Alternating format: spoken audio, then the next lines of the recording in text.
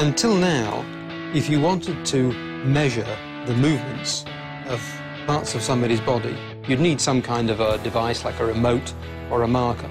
But now, with Natal, the body itself is the input device. Project Natal allows you to control your character, your games, your entertainment experiences through movements of your body. This is the dream of every researcher, taking their blue skies research and seeing it being shipped to millions of people. Folks in my group come from all walks of life, from musicians to artists to algorithmic developers to researchers to product people. The way that we incubate is essentially to actually embrace all of these different work styles. The first time that you discover something new that you love.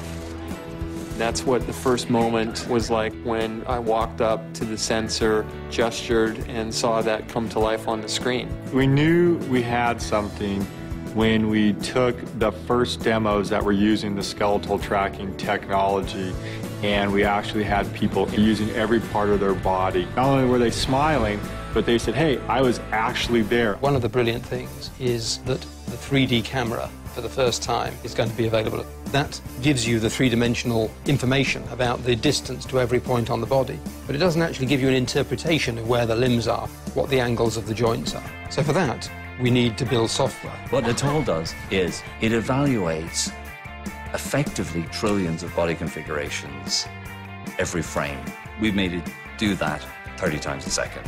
The person playing with Project Natal doesn't need to change their actions or change their behaviors to fit the technology. Natal technology actually changed itself to fit the way that the player plays. I think this is one of the most successful applications of machine learning and computer vision that's ever been deployed. We should absolutely expect the unexpected. It's 50% hardware, 50% software. The beauty is that we have the ability to tie those together in a magical experience. From the technology side, our goal is just to make that absolutely seamless.